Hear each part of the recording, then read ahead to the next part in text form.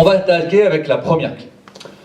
C'est intéressant la première clé, avant de plonger, je vais lui donner un nom. Chaque clé, je vais lui donner un nom, alors je l'ai fait en anglais. Non pas pour faire l'anglais pour l'anglais, mais l'anglais à ce sens du phrasé qui, voilà, t'as plus, donc the big picture. Là c'est un sondage qui a été fait via une étude en 2014. Qu'est-ce qui, on va pas prendre le sens motivé, mais qu'est-ce qui démotive le plus une équipe à l'intérieur d'une entreprise? Je vous ai mis tous les critères, sauf le plus important. Est-ce que c'est l'argent? Non, c'est pas le premier. Est-ce que c'est le management? Eh ben non. C'est le deuxième, le management, mais c'est pas le premier non plus. Les relations, les compétences, etc., c'est pas ça. Est-ce que vous savez ce que c'est? Le premier critère, avec 26% à la place du point d'interrogation, qui démotive les gens dans les entreprises françaises. C'est une étude faite sur les entreprises françaises. Une idée? Projet. Les projets, non. Manque de vision. Ouais, le manque de vision, c'est exactement ça. 26% la gouvernance, la stratégie.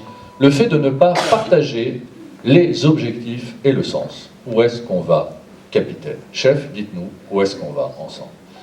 C'est bluffant de voir que finalement, la démotivation individuelle vient d'un problème collectif. C'est-à-dire que collectivement, on n'a pas l'info. Comment ils avaient bossé? Parce qu'ils avaient bien bossé. La DRH, elle arrive, elle est nommée directrice des ressources humaines d'un groupe qui est leader international. Vous pensez que son première mission de la part de la DG, c'est « vas-y, réorganise ». Donc évidemment, elle y est allée à fond. Son codir, pareil, derrière, première fois qu'il bosse avec elle. Donc tout le monde était à fond, c'est-à-dire qu'ils ont bien bossé, ils se sont investis. La chose, c'est qu'ils ont fait quoi? Ils ont bossé sur ça. Ils ont bien bossé d'ailleurs. Ils ont bossé sur ça. Ils n'ont pas bossé là-dessus. Ils n'ont pas bossé sur les 20% au-dessus. Et votre bateau, le bateau de votre équipe, les 400 en l'occurrence, et c'est vrai chez vous, c'est vrai partout, il est où le bateau? Il n'est pas là, hein? On ne fait pas de plongée sous-marine, on est là, quelquefois si, mais voilà, c'est ici. Le bateau, il est là la majeure partie du temps. Ça veut dire que ce qu'ils voient au-dessus, c'est ça. Ils voient ça. Et s'ils voient ça, et que vous leur donnez quelque chose comme ça, eh bien ça ne va pas rester. Ça ne reste pas. Et qu'est-ce qui se passe quand ça ne reste pas? Ben, personne ne le colporte. C'est-à-dire que lui, il va comprendre ça, puis lui, il va comprendre un peu autre chose, puis lui, il va comprendre plutôt, ah ben plutôt ça, tiens, parce que ça m'intéresse. Ben, moi, je vais plutôt garder ça, puis moi ça. Il n'y a pas ça. Il n'y a pas la big picture. Keep it short and simple. Vous connaissez l'acronyme? KISS. KISS. Ben oui, c'est facile à retenir. KISS. Keep it short. Alors, il y a des déclinaisons. Il y a sexy and stupid, etc. Enfin, vous en avez plein. En l'occurrence, celui-là, c'est quoi? C'est keep it short and simple. C'est dire, votre big picture, et c'est vrai dans votre boulot de tous les jours quand vous travaillez avec des gens, vous l'avez bossé mais à fond, super, mais ça les intéresse pas.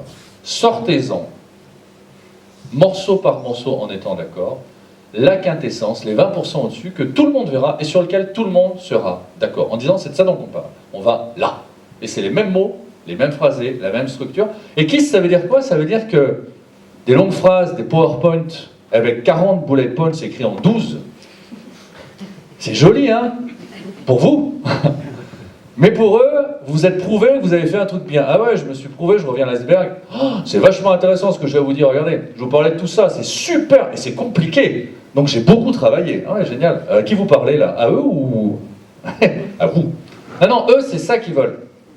Plus ils sont loin de vous hiérarchiquement et dans le terme de process, plus ils ont besoin de ça. Et l'intérêt d'avoir ça, c'est qu'on a le même cap, la même définition, la même big picture pour tous. C'est-à-dire, je croise quelqu'un qui ne fait pas partie de mon service, mais qui fait partie du même projet, je vais lui parler du truc, il va utiliser les mêmes mots que moi. Il va parler de la même manière que moi, et on se comprendra tout de suite. On gagne un temps fou, et donc de l'efficacité. Chacun et collectivement. Donc du temps, donc de l'argent. Ça fait quand même du travail, vous allez me dire pour commencer. Ouais, mais vous allez gagner un temps fou derrière. C'est comme un investissement. C'est-à-dire que, au lieu de dire, ben, on a fait ça, on ne le dit pas, et puis débrouillez-vous avec, et ben, le fait d'avoir investir sur quelque chose qui soit une vraie big picture bien claire en disant, tenez, et c'est ça le pouce levé, c'est dire, go, on y va, on se réunit, et à un moment donné, on dit, allez, c'est là qu'on va, voilà comment on fait, et c'est ça que tu gardes en mémoire, parce qu'on a tous le même.